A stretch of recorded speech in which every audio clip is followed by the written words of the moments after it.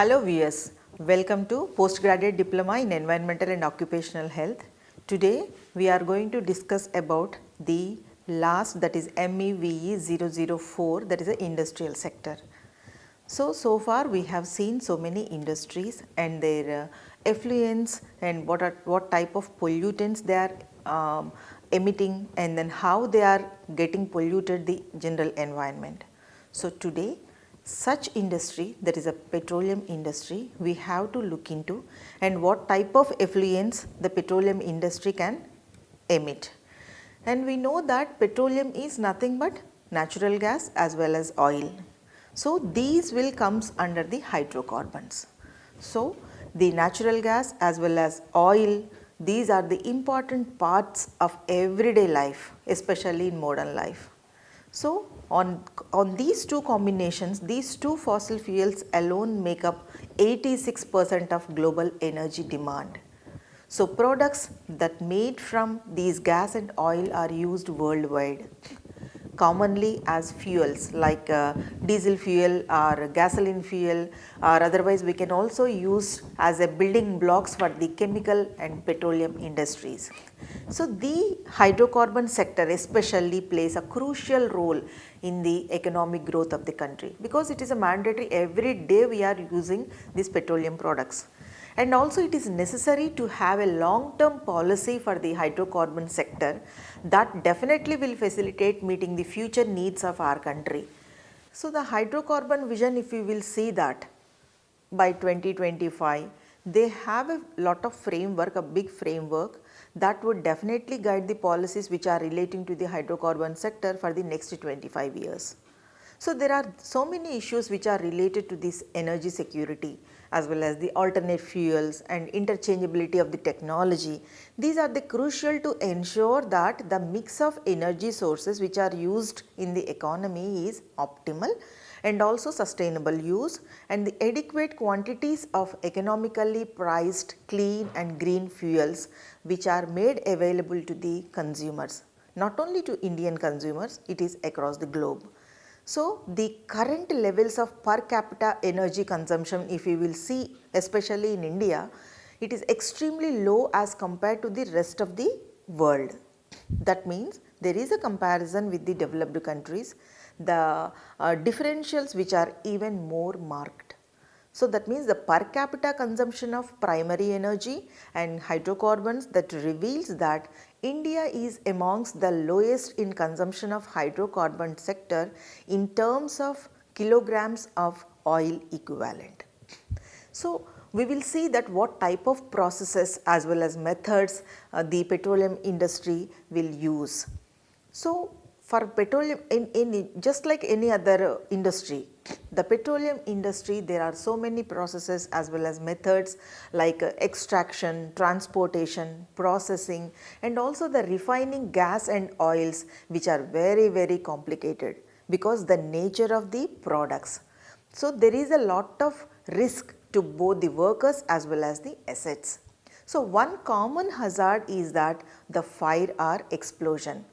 Obviously, we have seen so many case studies previously, and that will what will happen after explosion or the fire.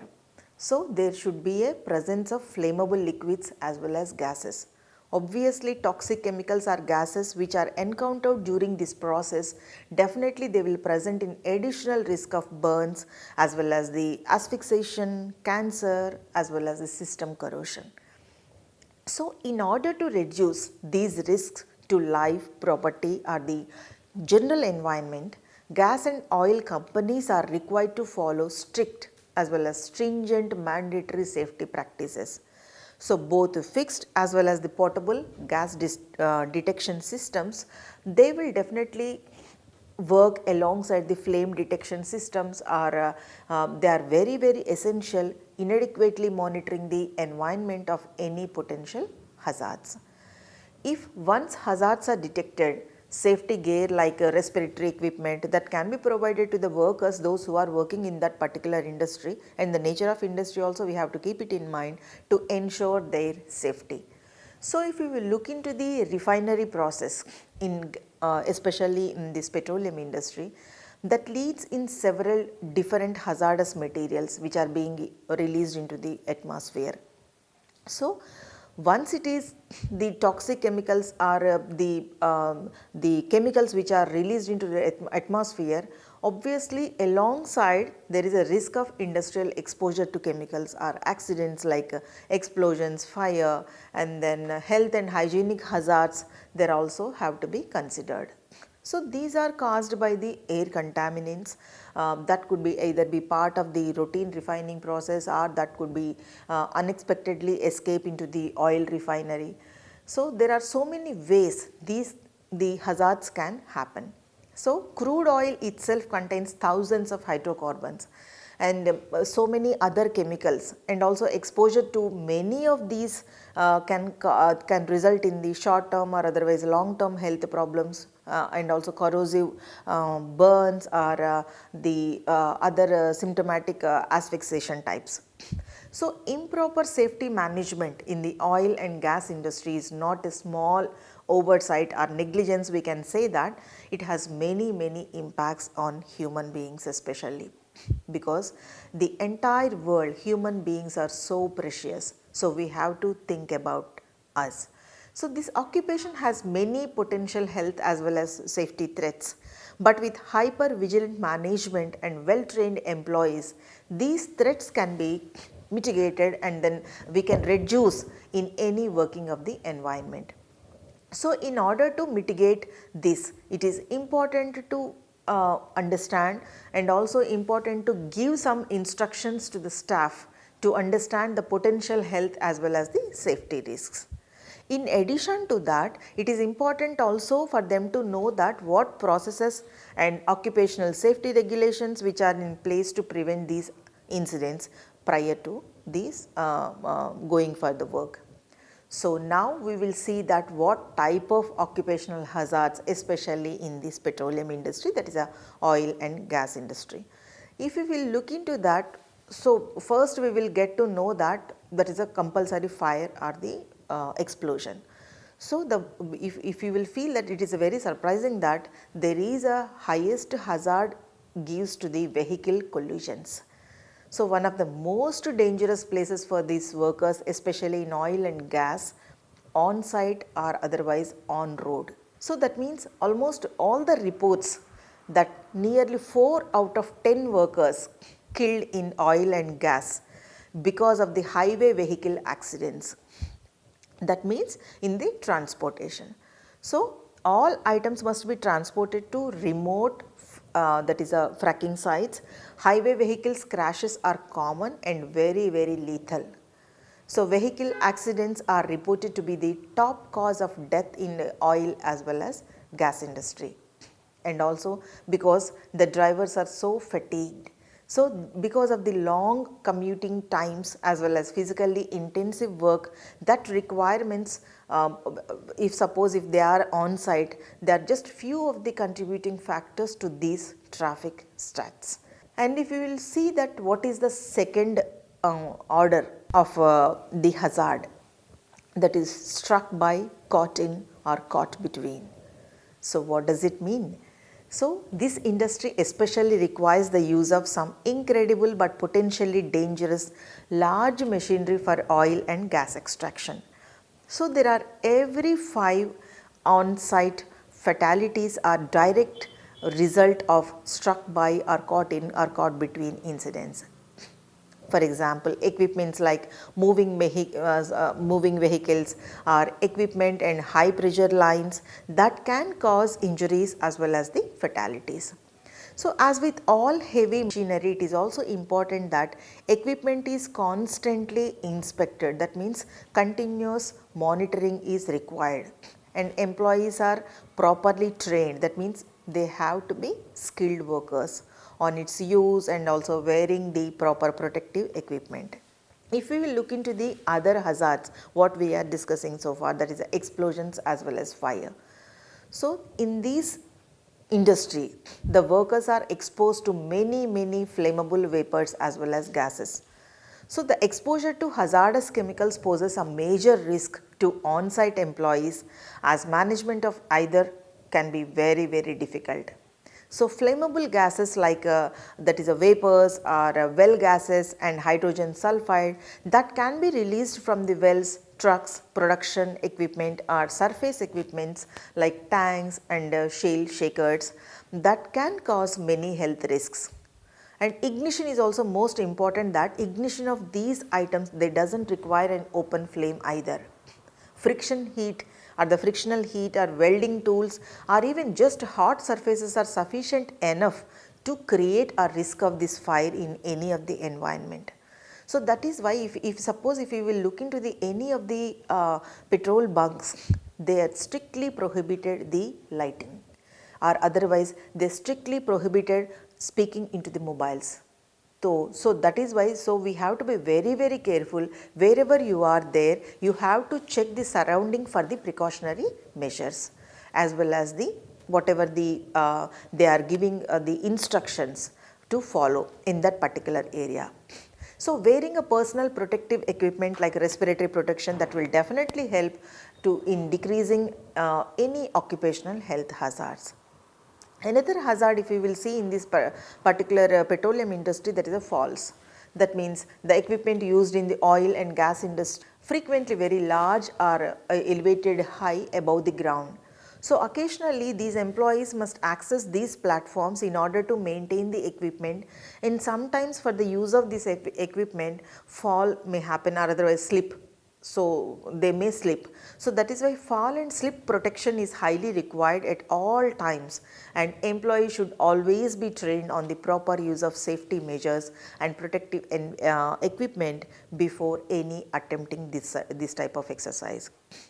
And the next hazard is the confined spaces. If you will think that confined spaces is also hazard, yes, obviously. Working in confined spaces is a common occurrence in refineries because of the various collection of reactors, tanks, vessels as well as the ducts. They are commonly found in these environments.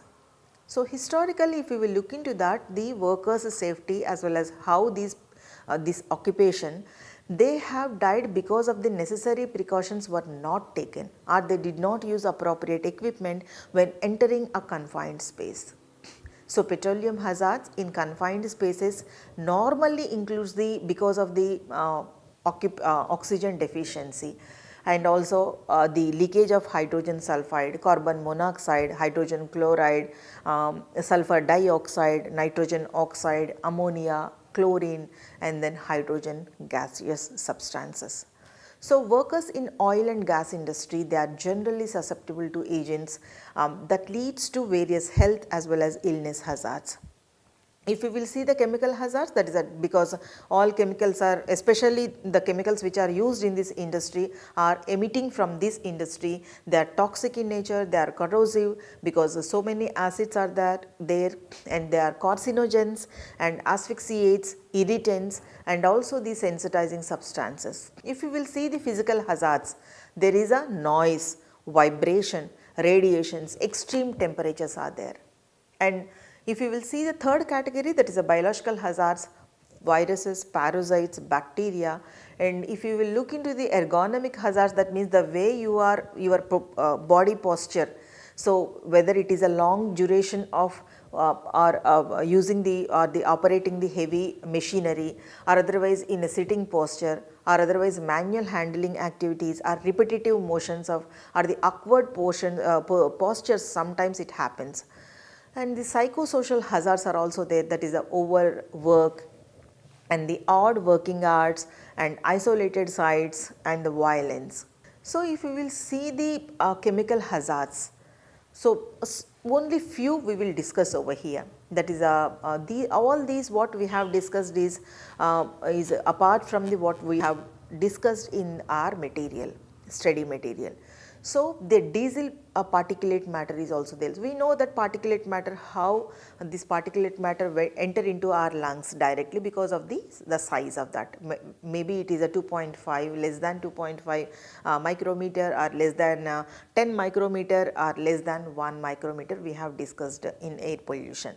So diesel engines, what they will do, that the power a variety of machinery vehicles and equipment on the drilling site, especially in this petroleum industry.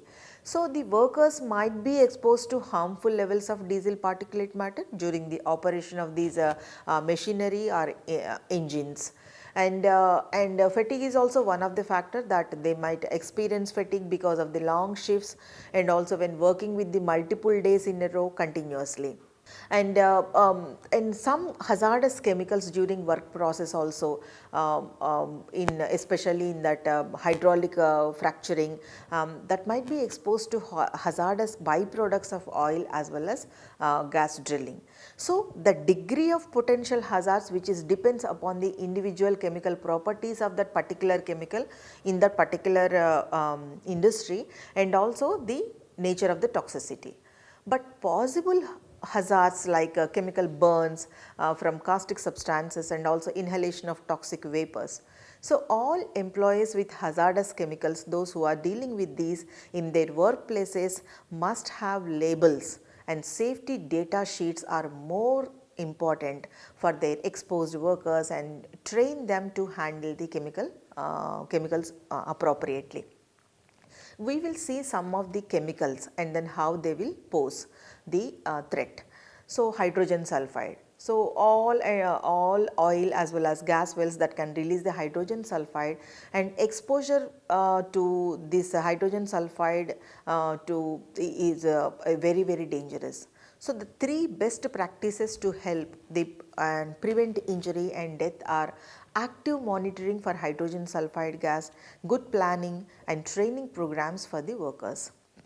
If we will say the naturally occurring radioactive material, that is NORM, that might be released from the oil and gas formations during that process. So, workers are at high risk to exposure to this NORM, because those who have handled pipes and equipments that might have been contaminated with the NORM. So, sludge, drilling mud and also pipe scales, for example, to discuss about. Sometimes they contain elevated levels of NORMs, so that the radioactive materials might be moved from site to site as equipment as well as the materials are reused. So, disposal, reuse and recycling of NORM might cause workers exposure. And storage tanks and also reserve pits, which are just a few of the constricting areas the people, those who are working in the oil and gas industry, are sometimes required to enter. So, these spaces are often associated with many safety hazards like asphyxiation, hazardous chemical exposure and flammable vapors and gases that can cause many health risks. So, before entering into that particular areas, staff should be ensure they are taking appropriate protocols as well as access the work environment properly or not before entering into that. So, that means they have to take proper permission if required and getting written consent also to avoid certain precautions, to avoid any type of adverse effect.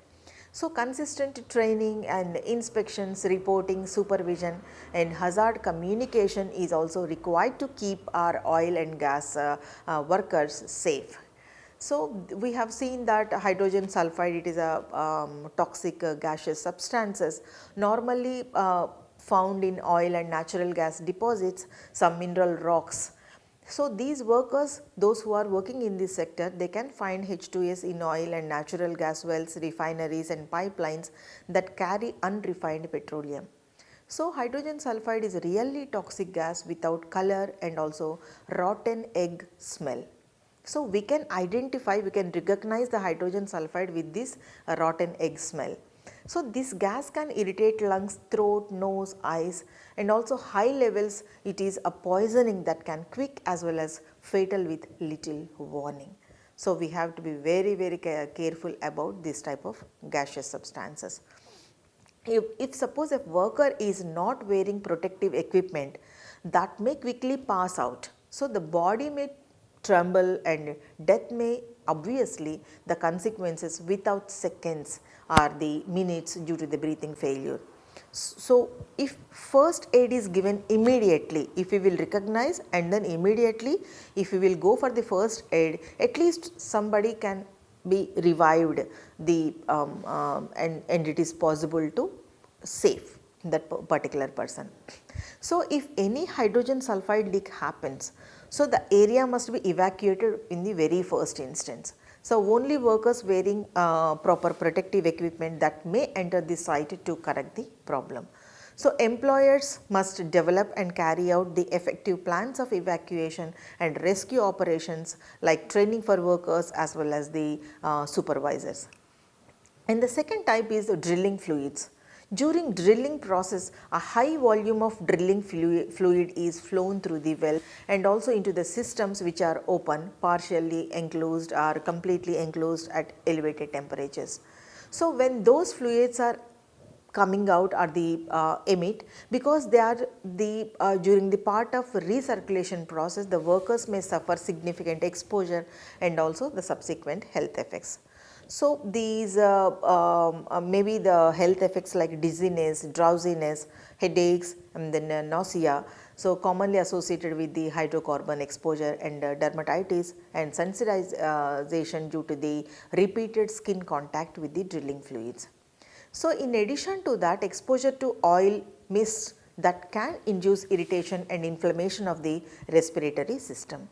So some are mildly refined base oils may be there, they also related to the cancer because two aromatic compounds in oil mist are present.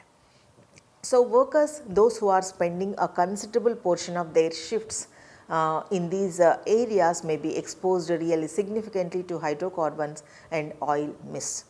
And like drilling floors and mud pits or otherwise tanks in which treated drilling fluids which are retained, some residual fluids are also there. So we have to be checked that before pumping to the drilling hole. And shale shakers in which drill cuttings and which are shaken from drilling fluids that return from the drilling hole. And also the chemical mixing stations or rooms. So the drilling fluids that should involve engineering controls and safety work procedures, and also the use of personal protective equipment is must. So individual additives are typically used in multiple stages of the drilling process, like most hydraulic fracturing additives which are used in drilling fluids are muds, or we can observe that. The two rare exceptions are the bentonite as well as the barium sulfate. So these two are used almost exclusively in drilling muds, and also the Packer slurries and hemicellulase enzyme, that they are used solely in the post fracturing fluids. Some other additive chemicals are also there, like ammonia, methanol, ethanol, 2-propanol, 1-butanol, and thioglycolic acid and acetophenone, sodium perborate, tetrahydrate, and also the diammonium peroxide disulfate and hydrochloric acid. They are moderately or acutely toxic to the humans or aquatic organisms, and definitely if suppose if they will encountered in the concentrated forms. But they are used by the natural gas industry because they end up greatly diluted compounds, so they impose relatively modest hazards, we can think about it.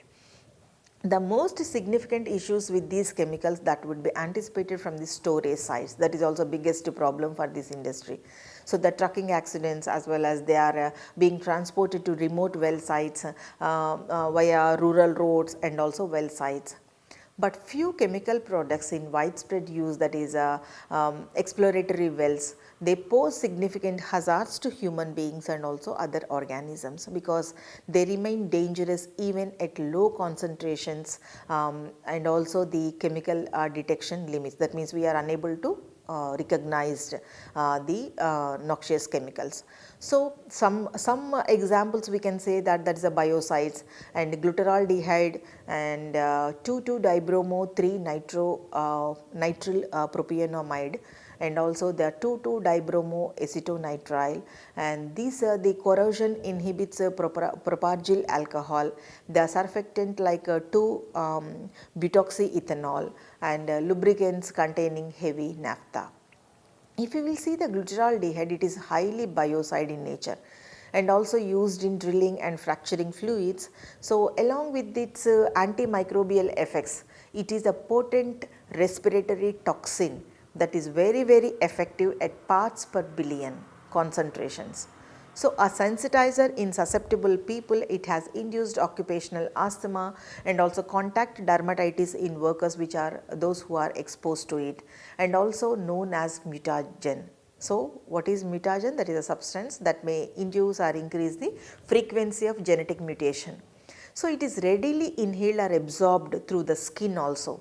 So, in the environment, algae as well as zooplankton and also the some types of trots, they were found to be dramatically harmed by this glutaraldehyde at very low concentrations. And if you will see the 2,2-dibromo-3-nitrilopropionamide, that is a DBNPA, it is a biocide and also found increasing use in the drilling as well as the fracturing fluids. So, it is a sensitizer and also the respiratory and skin toxin and especially corrosive to the eyes. So, in the environment, it is very toxic to wide variety of fresh waters and marine organisms, where it induces the developmental defects throughout the life cycle. In particularly, it is very lethal to water fleas also. And another chemical, that is a 2-butoxyethanol, it is also known as ethylene glycol monobutyl ether. So, it is also a surfactant which is used in many phases of the gas exploration as well as the extraction.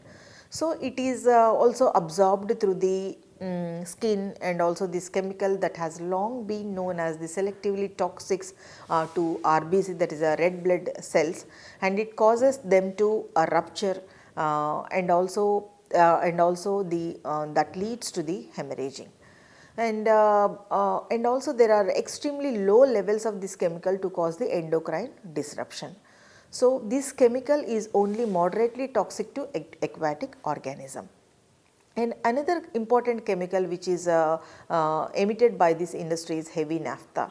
So, it is a mixture of petroleum products which are composed of, and also the aromatic molecules like benzene, toluene, xylene, and also 1,2,3-trimethyl benzene and polycyclic aromatic hydrocarbons like naphthalene. So, it is used by the gas industry as a lubricant, especially in the drilling muds. So, it is also very hazardous in nature and also host of microbes, plants and animals. So, several of this type of mixture components are known to cause or promote cancer.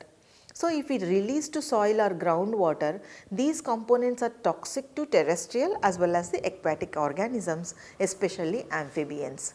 So, they may cause the air transportation through that skin and also the respiratory problems. So, flowback fluids are also there. So, irrespective of the chemical additives used for drilling, there are so many toxic substances that can be mobilized by the drilling. They may be barium, arsenic, chromium, uranium, radium, radon, benzene and also the sodium chloride. So, these are the these components make flowback fluids hazardous without any added chemicals. So, barium, it is obviously it is also known toxic heavy metal commonly found in these flowback fluids, and exposure to the soluble salts that may, or otherwise it may be through ingestion or the absorption or inhalation, they may induce drops in tissues potassium levels.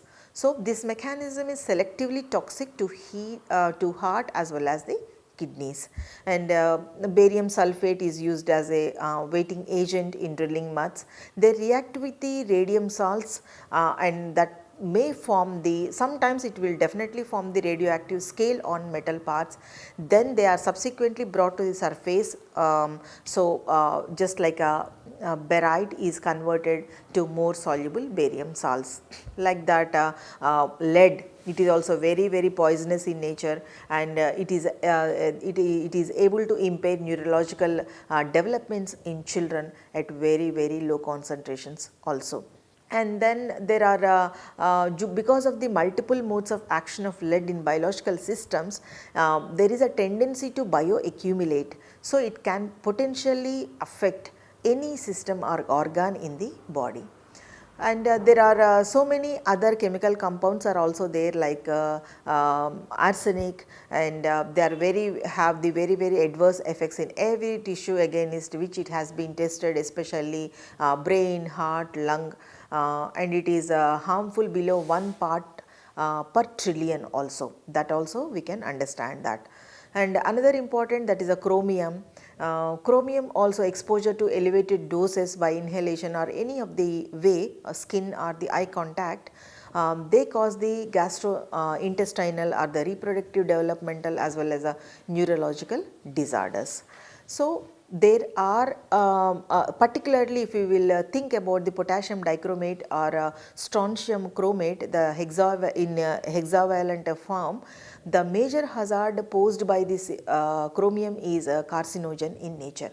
And obviously benzene, it is also considered as a highly toxic as well as a carcinogenic in nature. The primary hazard we can expect, because it is also proven that it is acute lymphocytic leukemia. There are some other chemicals are also there, that is a silicon as well as a mercury. So all these poses highly adverse effects on the health systems.